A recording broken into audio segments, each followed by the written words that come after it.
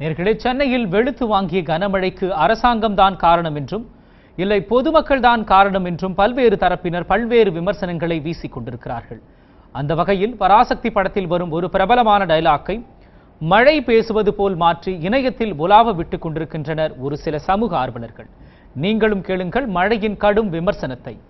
சிங்கார சென்னை விசித்திரம் நிறைந்த பல மழைகளை சந்தித்திருக்கிறது. புதுமையான பல வெள்ளங்களை கண்டிருக்கிறது.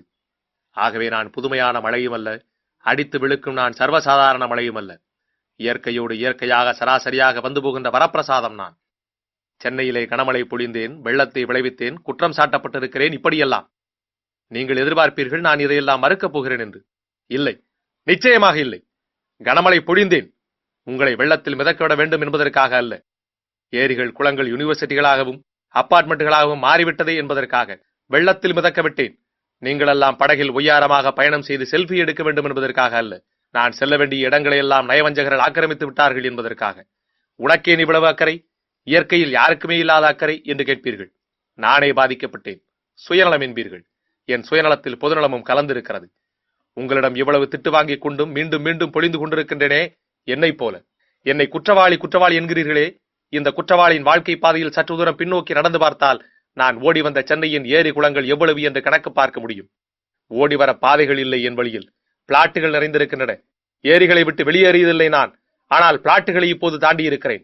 சென்னை மக்களே, என்னை திட்டுவதற்கு முன்பாக நான் கூறுவதை கேளுங்கள். மடிப்பாக்கம், வேளச்சேரி, பள்ளிக்கரணை இத்திருவிடத்திலே இருந்தவன் நான்.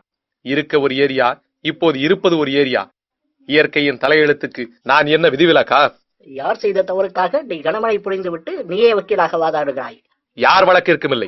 இதுவும் என் வழக்குத்தான். என் சுயநலத்தில் கலந்துள்ள பொதுநல வழக்கு. ஏரிகளையும் குளங்களையும் அழித்துவிட்டு வீடுகள், அபார்ட்மெண்ட், யூனிவர்சிட்டிகள் கட்டிய ஆக்கிரமிப்பாளர்களுக்கு நான் புத்தியை புகட்ட கனமழை புழிந்ததில் என்ன தவறு? நான் கனமழை புழிந்தது ஒரு குற்றம், வெள்ளத்தில் மிதக்கப்பட்டது ஒரு குற்றம். இத்தனை குற்றங்களுக்கும் யார் காரணம்? என்னை சென்னை முழுவதும் சுற்றித் திரிய விட்டது யார் குற்றம்? இயற்கையின் குற்றமா? இல்லை இயற்கையை ஓரங்கட்டி 1000 ஏரிகள் குளங்களை தூர்த்துவிட்டு கட்டிய மக்களின் குற்றமா? ஏரிகள் குளங்களை எல்லாம் யூனிவர்சிட்டிகள் கட்டியது யார் குற்றம்? என் குற்றமா? அல்லது நான் வரவே மாட்டேன் என்று நினைத்து தூர்த்திய கயவர்கள் குற்றமா? இக்குற்றங்கள் களையப்படும் வரை மலைகளும் ரமணர்களும் குறையப் போவதில்லை. இதுதான் எனது பயணத்தில் எந்த பக்கம் புரட்டி பார்த்தாலும் காணப்படும் பாடம், பகுத்தறிவு, பயனுள்ள இயற்கை தத்துவம்.